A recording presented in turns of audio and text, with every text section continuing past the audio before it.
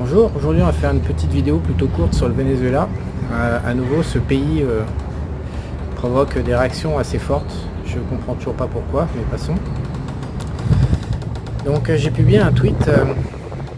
En fait, il y a un certain nombre de Français, pour rien vous cacher, qui sont en train de monter des business ici, parce que ça leur plaît de vivre ici.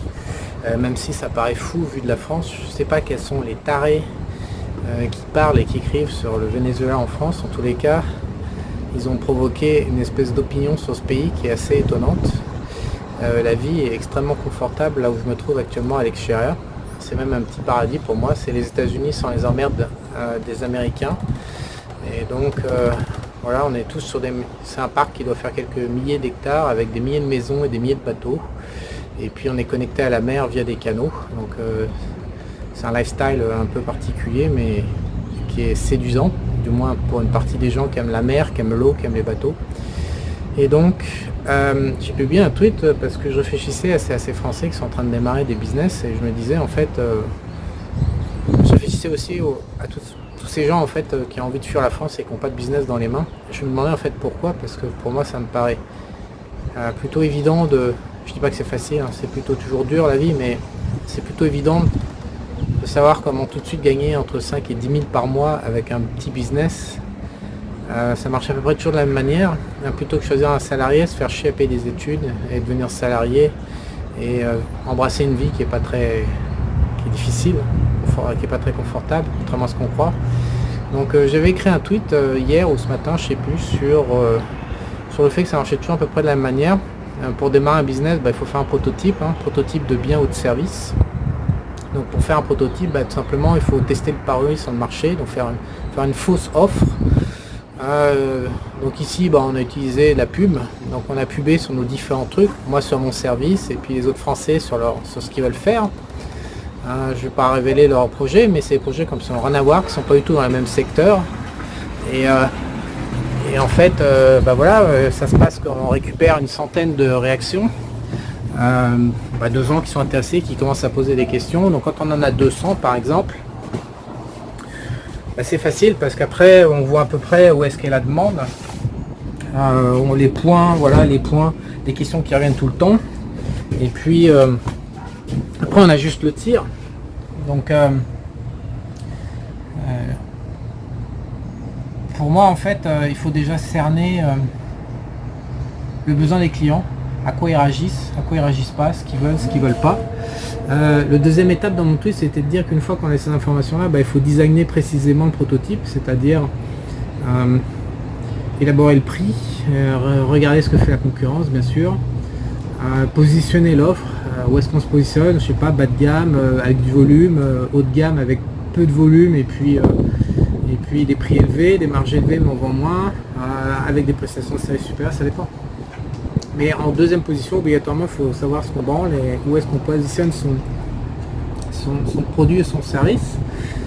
Et puis après, en 3, tout simplement, il faut partir chercher des clients et puis convertir, tout simplement. Voilà, l'entreprise, après, une fois qu'on fait ces 3 étapes, on répète et en fait, il n'y a rien d'autre à savoir quelque part que ça. Donc après, quel que soit ce service, bien, produit physique, tout ce que vous voulez, on revient quasiment toujours à ce process éternel de l'entrepreneuriat et de l'entrepreneur.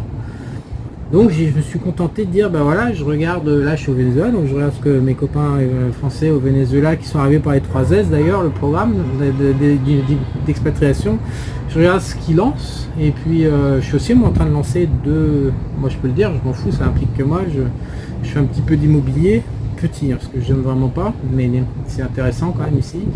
Et puis sinon je suis dans les bateaux parce que j'aime bien les bateaux. Voilà, c'est un produit qui me plaît, un produit complexe. Et donc je suis en train de faire du... En fait, je vais pas dire ce que je fais parce que c'est ce que j'ai envie de dire après. Je suis dans les bateaux. Voilà. Location, achat, revente. Classique. Et donc voilà. Putain, envoyer un tweet pareil, ça allait pas faire de mal à personne. Et pourtant, quelqu'un a réagi aujourd'hui sur Twitter avec maintes arguments, pas quelqu'un de sensé, écrivant correctement, il n'y a pas de problème. Et il se demandait, mais on sentait bien que ça le grattait profond, ce que je branlais là, comment dans un pays aussi fou que le Venezuela, communiste qui a raté tout, que machin, que truc, et vas-y que je te mets une bonne louche sur le Venezuela. Qu'est-ce que je fous dans du chaos? Mais non, il y a 2 personnes, je crois, différentes. J'ai plutôt une source sur le canal Telegram aussi. Hein. Non, il y a plusieurs réactions. Mais donc, qu'est-ce que je branle là? J'étais un peu cinglé d'être ici. Voilà. Alors, je vais répondre à ça. Parce que je trouve ça intéressant. Alors, la première chose, je suis peut-être en train de faire une erreur, effectivement, je suis peut-être timbré. C'est une hypothèse qui peut être sur la table. Il est clair que je suis en zone à risque. Bien sûr, j'ai pas mis, je crois que je dois être à 30 ou 35% maxi de mon patrimoine ici au Venezuela. Donc même si imagine que je perds tout, je survivrai. Et le risque aussi, c'est que comme le Venezuela s'est déjà effondré, mais que depuis 6 ans, il n'a pas poursuivi dans l'effondrement. Si on regarde les effondrements de pays, par exemple dans l'Allemagne, dans les années 20, c'est vrai qu'il y a eu des moments d'effondrement et puis après ça s'est calmé et puis ça s'est réeffondré, s'y a été en plusieurs fois. Mais là on parle quand même de 6 ans quoi. Donc 6 ans ça commence à faire pas mal pour une absence d'effondrement. Donc le pays s'est bien écroulé hein, mais depuis il est plutôt en train de remonter que descendre. Donc mais voilà, on n'est effectivement pas à l'abri d'un coup des militaires, un coup d'état des militaires ou un changement de politique, comme ça arrive souvent dans tous les pays, on le voit aux États-Unis. Ça peut être la merde très rapidement. Donc oui, je prends un certain risque. Maintenant, j'arrive dans un pays qui s'est déjà effondré encore une fois. Donc en termes de value, hein, si on applique les critères de Loïc Abadi, c'est un pays qui est très très riche, le Venezuela. Je sais pas si les Français n'ont pas l'air de bien comprendre ce que c'est que le Venezuela, mais c'est un pays qui est très très riche. Donc on est sur des critères value actuellement, à savoir que on est complètement décoté. Tout est décoté. Disons que la bulle financière qui existe sur l'ensemble des assets du monde n'existe pas au Venezuela. Ce qui a un intérêt pour moi majeur. C'est-à-dire que pour moi, même si ça fait hurler les Français, je pense que pour évaluer l'immobilier, on prend les coûts de construction et puis on fait la marge, je sais pas, une marge d'entrepreneur, c'est 20-30%, puis on obtient le prix d'une maison. En France, c'est pas du tout le cas. L'espace est créé artificiellement. Le prix de l'espace du terrain est artificiellement gonflé par les mesures des États qui entretiennent ça via le contrôle du territoire. Et ensuite, il y a une inflation assez terrible sur la valeur de l'immobilier qui fait qu'on est complètement décorrélé. Et donc c'est pour moi une bulle financière à travers tous les assets. Tout ce qui existe, les prix sont délirants. Ce qui n'est pas le cas au Venezuela. Donc je trouve ça un peu marrant de quelqu'un, c'est un Parisien, je me souviens dans le Twitter, je lui ai envie déjà de poser une première question pour un débat. Qu'est-ce qui est le plus risqué, habiter à Paris dans un bordel qui est surcoté 10 fois la valeur réelle de ce que ça vaut à la casse, ou alors acheter dans un pays qui s'est déjà écroulé au prix réel, c'est-à-dire moi ma maison dans la montagne, je l'ai payé 250$ le mètre carré, avec un terrain de 2000 mètres carrés. Voilà, pour donner un ordre d'idée. Aujourd'hui, les coûts de fabrication, Panama, Costa Rica, Venezuela, on est sur une base de 300, 400, 500$ selon les lieux. Donc, à 250$, je veux bien. Ce qu'on pourrait faire éventuellement, c'est m'exproprier, mais me voler en fait mon titre de propriété. Mais même pendant l'effondrement, ils n'ont pas joué à ça. Donc voilà. En termes de risque, alors qu'à Paris, on peut perdre 80% de la valeur de l'immobilier sans aucun problème.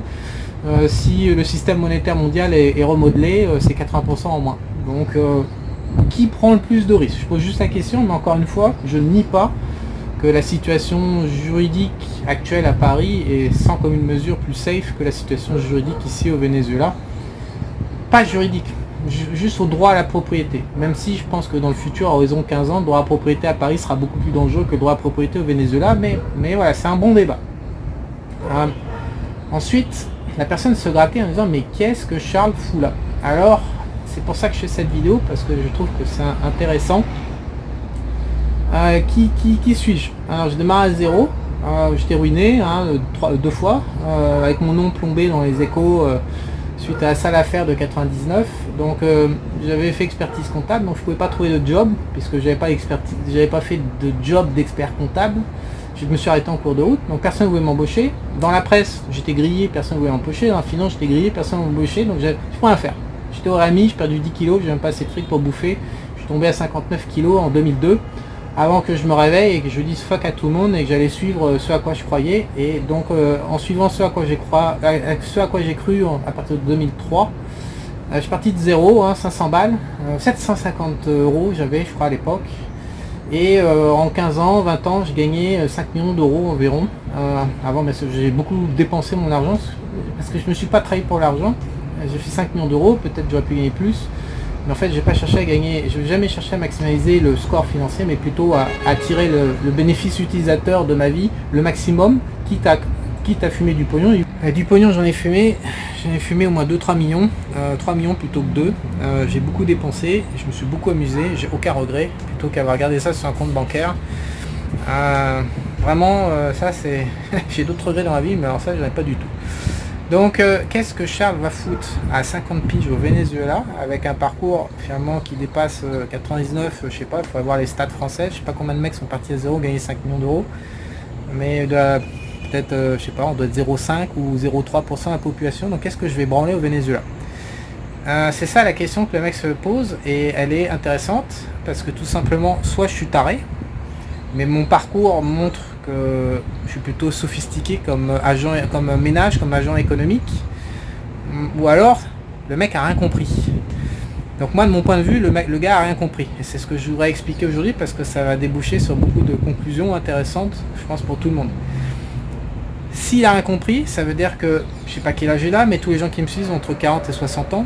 Donc s'il a rien compris, ça veut dire que il se nourrit d'informations foireuses depuis 30, 40 ans. Et donc son cerveau fait des projections sur le Venezuela qui sont complètement fausses. Ça veut dire que les oligarches qui contrôlent le système France et qui désinforment les gens de manière à les maintenir en esclavagisme ont fait le boulot. Parce que de deux choses l'une, soit je me plante au Venezuela, soit le mec est en situation d'esclave avec des mauvaises infos qui l'amènent à complètement perdre de vue ce que c'est que la réalité, et à regarder le Venezuela complètement de travers. Je connais pas beaucoup de villes comme Lecheria qui sont aussi blindées en France, que bien sûr il y a Paris, toute la Côte d'Azur, où il y a énormément d'argent, mais dans le reste de la France, je connais peu de villes où il y a ce qu'il y a ici par exemple. Mais voilà, quand on est désinformé et manipulé par les oligarches, bah ça on le voit pas, et après on se dit, on comprend pas en fait. Donc la première réaction que je peux avoir, c'est qui me frappe en permanence dans de nombreuses réactions que je reçois, c'est cette espèce de confiance aveugle, cette crédulité absolue dans la France, dans l'école française, dans le système d'information français, dans les blogueurs français, dans les journalistes français, off the grid, alternative ou officielle. J'ai envie de vous dire, là les gars, là c'est vous qui vous trompez si vous commencez à absorber une seule information française. Je suis désolé, mais le génie il est en anglais, il est anglo-saxon. La France a plus trop de génie, on est un pays en déclin. Il y a encore quelques rares mecs. Moi j'ai envie de vous dire, les deux qui viennent par exemple qui se sont fait massacrer récemment, c'est Professeur Raoul, ou le petit là, le mec qui avait vu les missiles hypersoniques arriver et qui s'est pris claque sur claque dans la gueule par le ministère de la Défense française. Voilà. Tous les génies français sont démontés, défoncés, donc ils ferment leur gueule au bout d'un moment, ils sont écœurés, et il n'y a plus que de la crasse qui s'exprime. Donc si vous pensez 2 secondes que vous allez pouvoir regarder la réalité, et venir au contact de la réalité, c'est un des phénomènes les plus importants dans la vie. Si vous pensez 2 secondes que via le système d'information français, vous allez pouvoir faire cette opération de contact à la réalité, vous avez rien compris. Là franchement, comme vous le savez maintenant officiellement, je suis très honoré que la seule source française que je regarde et que il y en a d'autres, hein. Bien sûr, il y a toujours des exceptions en France, mais c'est rare. L'abondance, non. L'abondance de bonnes informations, non. Mais les exceptions. Donc moi, la seule source que j'ai, c'était Michel de Guillermet, qui m'a vraiment fait beaucoup gamberger depuis 10 ans.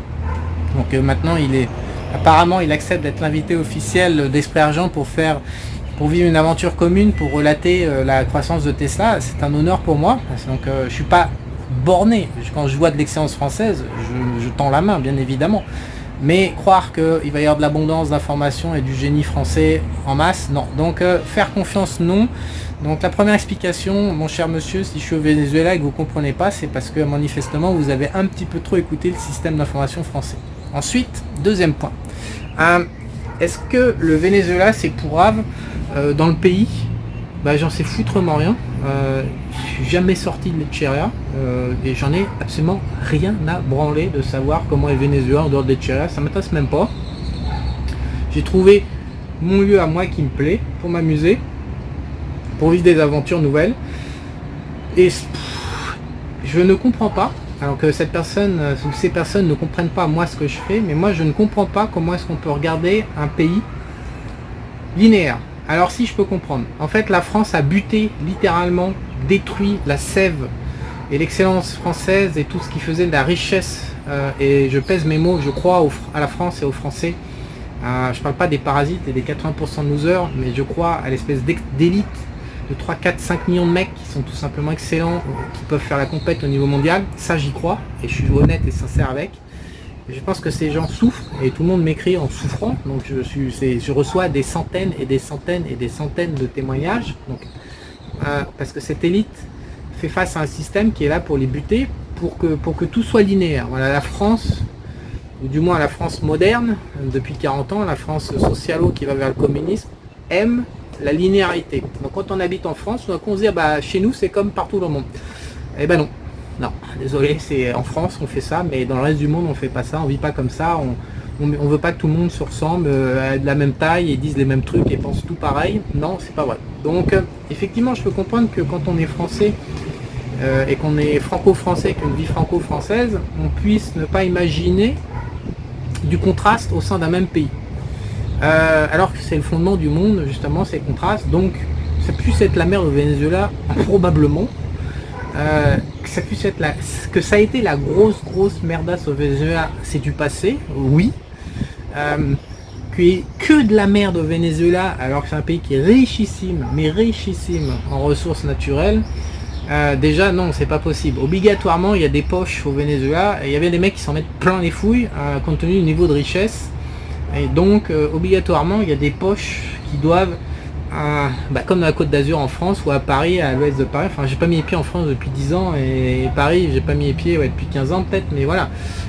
Je suis sûr qu'en France, je me souviens le Vésinet, par exemple, au sud de Paris, voilà, de temps où j'avais pas quitté Paris, le Vésinet, moi, ça me plaisait, quoi. Je trouvais ça sympa, 3 quarts d'heure, 1 heure sud de Paris, 3 quarts d'heure, je sais plus. Donc, il y a toujours des poches dans des pays qui sont bien, quoi. Donc regardez de manière linéaire un pays. Alors, après les arguments, non mais Baduro il n'a pas changé de régime, il est toujours là, il chie de la merde, etc. Un pays c'est pas un homme politicien avec d'un coup de bâton il fait un pays complètement linéaire qui se ressemble. Non, c'est pas ça la vie.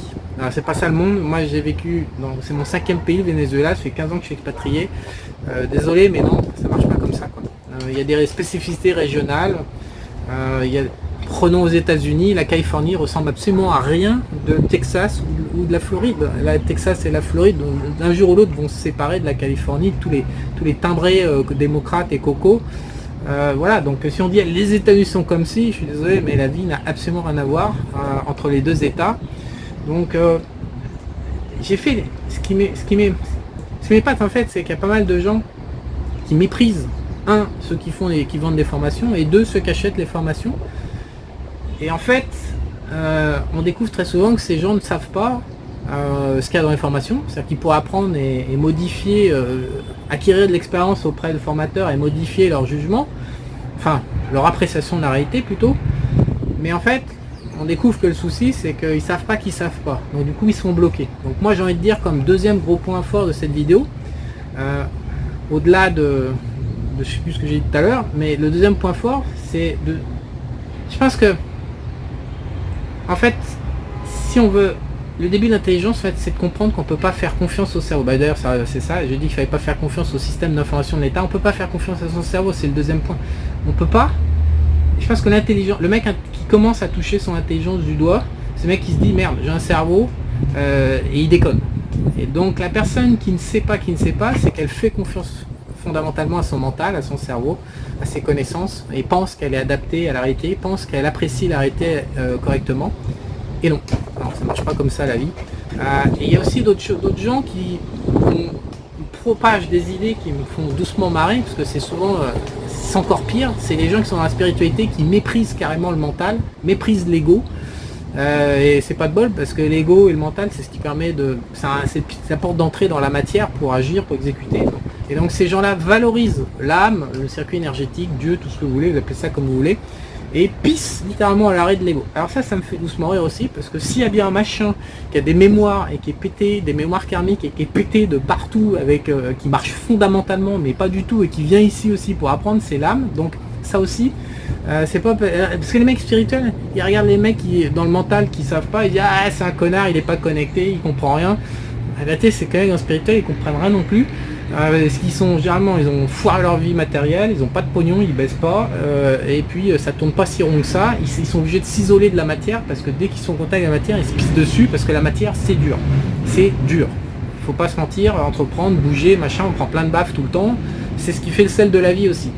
Donc deuxième point par rapport à sa réaction, ça consiste à se dire faut pas faire confiance à son cerveau. Moi je suis le premier à ne jamais faire confiance ni à mon âme ni à mon cerveau, et à tout retraiter de manière à évaluer avec mes carences, avec toutes les patterns foireuses qui m'habitent comme tout le monde, de manière à limiter les conneries.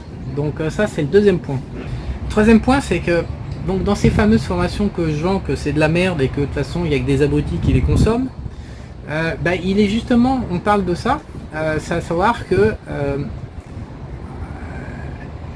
aujourd'hui la question c'est pas de trouver un pays, tous les pays sont foireux, ambivalents, avec du bien et du mal, donc ça sert à rien de faire des listes de pays, surtout sans les visiter, en plus, juste en lisant les rapports de blogueurs ou de journalistes ou les rapports d'ambassade, voilà, donc ça donc ça marche pas comme ça, c'est les pays, il faut aller dedans, il y a des zones bien, des zones pourries, mais cette croyance, comment dire, mais les élites, enfin moi quand je vois toutes ces réactions, je pense que les élites ont fait vraiment leur boulot correctement, c'est-à-dire le pays c'est juste une étiquette pour gérer le parc à bestiaux d'humains, et ils ont convaincu les humains que c'était une partie de leur identité et que c'était nécessaire pour savoir comment s'appeler et trouver sa bite pour les pisser, alors qu'en fait le pays c'est juste une étiquette, c'est complètement inutile en fait, c'est un truc qu'on peut foutre à la poubelle, ça vaut zéro. Donc quand je vois ces réactions, je me dis qu'il y a un sacré boulot de bourrage de crâne, d'éducation de l'humain en fait, et qui a été fait, qui est admirable, c'est fantastiquement efficace, c'est le génie du mal, mais c'est beau, c'est une œuvre d'art dans le mal en fait. Donc ça c'est le troisième point. Le quatrième point que je veux l'aborder maintenant, c'est qu'est-ce que je branle ici au Venezuela, pourquoi dans un pays qui est censé rien avec tous les... Merde, je peux pas vous le montrer ici avec la caméra, mais il y a je sais pas combien de millionnaires. Hier j'étais parti voir une gonzesse pour garer 2 de mes bateaux. Je sais pas combien elle est de millions cette meuf. Et elle faisait de l'export comme un certain nombre de personnes ici. Il y a tellement de richesses à exporter, il faut juste trouver des clients à l'extérieur qui achètent. Et il y a des millions à faire. Bref, dans un pays où il y a, dans une zone là où il y a plein de millionnaires, qu'est-ce que je fous ici? Alors, dans la merde de formation de 3S que je vends, qui est mon best-seller et que tout le monde achète, bizarrement, et que personne ne demande à se faire rembourser, dans cette merde-là, en fait, j'ai expliqué que les devises, les monnaies des différents pays sont truquées par les élites et les oligarches, et également qu'une devise permet de faire le tampon entre les différences de productivité des peuples. Alors je comprends bien qu'en France on dit pas qu'un noir, un arabe, un je sais pas quoi, un latino ou un machin, ou un asiatique ou un blanc, ou un juif, surtout pas mettre le mot juif en France, je comprends bien qu'on stratifie pas qui fait quoi, combien gagne et combien, mais c'est une réalité, on est différentes races sur Terre, différentes cultures, différentes religions, et la réalité c'est qu'on ne produit pas de la même manière, pas à la même vitesse, et on ne crée pas non plus sur le même niveau et à la même intensité et quantité. Voilà. Ça, quand on est dans un pays linéaire comme la France, c'est un scandale, parce qu'on devrait tous être égaux, et baiser les grosses, mais voilà. Dans la réalité, ça marche pas comme ça non plus. Donc dans la réalité, il y a des gens, ils produisent plus que d'autres, plus vite, plus rapide, plus machin, plus truc. Ou alors moins vite, voilà. Et ça a des impacts majeurs sur l'économie, c'est-à-dire sur les prix de vente des actifs, des biens, des services, des ressources humaines. Ça a un impact majeur, quand bien même la monnaie est identique. Voilà. Donc, tout ça c'est expliqué dans les 3S, une formation de merde que vous ne devez pas acheter. qui montre du point de vue de l'investisseur, qui montre du point de vue de l'entrepreneur, qui montre du point de vue du retraité et du salarié, les conséquences. Alors je vous raconte même pas quand on commence à pricer ça à partir de différentes monnaies. C'est-à-dire qu'on a différentes races, cultures, productivité mixées par différentes monnaies. Avec en plus différents foirés au pouvoir qui truquent plus ou moins massivement leur monnaie nationale. Là, le jeu devient complexe. C'est excellent, c'est mon paradis pour moi. Ça m'excite, rien que vous le dire, je suis excité. Parce que je pense aux centaines, aux milliers d'opportunités immédiatement qui apparaissent dans mon crâne, c'est illimité. Mais là, on est au Venezuela, on est en zone dollar, avec le dollar américain. Et donc des Vénézuéliens qui sont latinos, encore que c'est latinos croisés avec du patrimoine génétique européen, contrairement au reste de l'Amérique latine, qui était croisé avec les esclaves qui ont été importés par nous, en partie par la France, pour construire le canal de Panama. Donc les Caraïbins, et puis qui ont été mélangés avec des Indiens un peu d'origine dans les territoires, et puis des Latinos également qui sont un peu à part. Donc il y a un mix comme ça dans le reste de l'Amérique latine qu'il n'y a pas au Venezuela. Clairement, ils sont très européanisés au niveau génétique et visuel d'ailleurs. Mais ça reste l'Amérique latine, avec la probabilité de l'Amérique latine. Qu'est-ce que je branle au Venezuela à votre avis? Et qu'est-ce qu'il y a dans les 3S qui est pour moi une pépite et qui permet de s'adapter partout dans le monde et pas de se prendre la tête pour gagner du pognon? Et ben il y a que en permanence, à partir du moment où vous savez évaluer la valeur des choses, ce qu'on appelle la PPA en français, la parité pour l'achat mondial, à partir du moment où vous avez compris comment ça marche, à partir du moment où vous avez compris le filtre local des impôts, le filtre local des truandages de la banque centrale du pays, le filtre local de la productivité, voilà, tous les filtres locaux qui vont impacter, et que vous nourrissez une certaine culture financière économique, puisque on peut regarder Netflix chaque jour, on peut se documenter en lisant des blogueurs américains qui ont un putain de génie et qui sont obsédés. Alors aux États-Unis, je trouve la compète, c'est à qui va mieux gagner le plus vite 10 millions de dollars. Les mecs sont dans un autre univers, c'est assez lunaire. Il y a 10 ans, les blogueurs c'était du 7 figures, du million. Maintenant c'est du 8 figures mini, si ce n'est pas du 9 figures. Les mecs qui font plus de 100 millions arrivent et s'affichent, expliquent comment. Donc on est vraiment dans une compète avec de la technicité. On est des génies en fait du business mondial. Et donc vous pouvez, si vous avez envie de vous expatrier, il y a un moment il faut comme ça tasser un peu à l'argent, à l'entreprise, à l'investissement. Donc vous pouvez vous documenter auprès des meilleurs, ou alors pour regarder Netflix, et puis France 2, TF1, M6, c'est toute la clique de branleurs, Le Monde, Le Point, tout le merdier là. Vous pouvez regarder ça tous les jours en disant ouais je m'instruis, j'écoute les news, ça, ou vous pouvez aller carrément chercher l'excellence aux États-Unis. Mais si vous intéressez un petit peu à cette excellence économique, et que vous appliquez le paysage que je décris dans les 3S, qui est le paysage ici au Venezuela, et qu'est-ce que Charles branle au Venezuela? Charles, il est arrivé, il a regardé, et puis j'ai vu des trucs, quoi, c'est tout. J'ai vu des trucs sympas à faire, pour m'amuser, faire du blé, être avec des mecs que j'aime bien, et voilà, c'est tout. Donc, vu du Paris, a priori, le Venezuela est un coupe-gorge dans lequel on a une chance sur deux de mourir dans la rue égorgé. Et puis, vu de ma porte, là, ici au Venezuela, comme vous pouvez voir, je suis super stressé, en danger de mort massif. J'ai 2 gardes du corps qui me surveillent, là, derrière le bateau. Et je cache mon téléphone, qui est un Samsung que j'ai acheté à l'aéroport de Panama juste avant de venir, 250 balles, ouais, parce que j'ai pas les moyens de me payer un iPhone à 1500 balles. Et donc voilà, et même 250 balles, ils sont pas à me couper la main pour récupérer le Samsung à 250 balles. Non mais, à un moment, il faut être sérieux, quoi. Il y a la réalité et puis il y a la fiction, quoi. Donc, tous ceux qui ne comprennent pas ce que je fais, ça va être la conclusion de cette vidéo. Il est temps de vous interroger parce que l'heure est grave pour vous. De pas comprendre, ça veut dire qu'on vous a baisé la gueule. C'est-à-dire que vous vous êtes fait baiser par quelqu'un, vous n'avez pas identifié qui vous a baisé la gueule, en vous mettant une information. Tout le monde comprend qu'aller bouffer au McDo, c'est des calories de merde qui vont forcément, c'est des matières grasses dégueulasses transformées, que le corps sait pas gérer. Il y a du surhaut de glucose-fructose que le corps ne sait pas gérer non plus, c'est pas décoder la quantité. Donc tout le monde comprend inconsciemment que si on va bouffer toujours McDonald's, ça se termine mal. C'est une question de 5-10 ans, mais ça se termine à l'hôpital. Les informations, en France, c'est la même chose. Ça se termine mal, ça se termine en souffrance, parce que ça provoque une déconnexion de la réalité. Et à la fin, et ben on rate sa vie, on rate la liberté, on rate les opportunités, on rate le fun.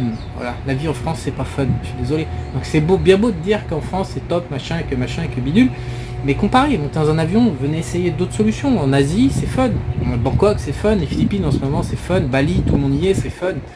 Singapour quand on a du blé pour point de retraite, franchement c'est le paradis, tranquille, peinard, loin de toute la merde mondiale.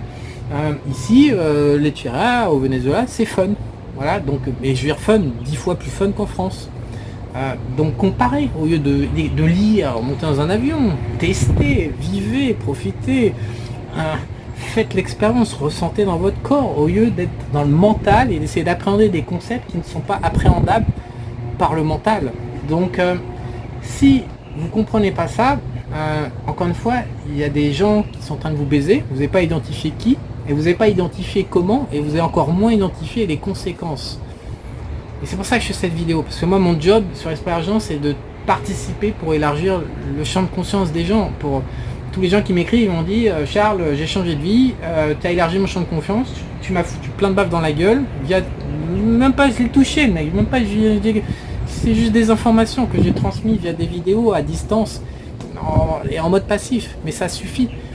Mon job pour moi, je veux encore une fois participer à modifier. Je suis très content parce qu'enfin sur YouTube, malgré toutes les strikes que j'ai pris, à nouveau il y a 10 000 personnes qui regardent mes vidéos, 10 000 mâles français, et je suis très content parce que c'est mon objectif, je veux pas aller au-delà, je m'arrête. 10 000 éduqués, 10 000 mecs pour élargir leur champ de conscience puis prendre de meilleures décisions pour qu'ils accèdent à plus de fun dans leur vie et qu'ils soient contents,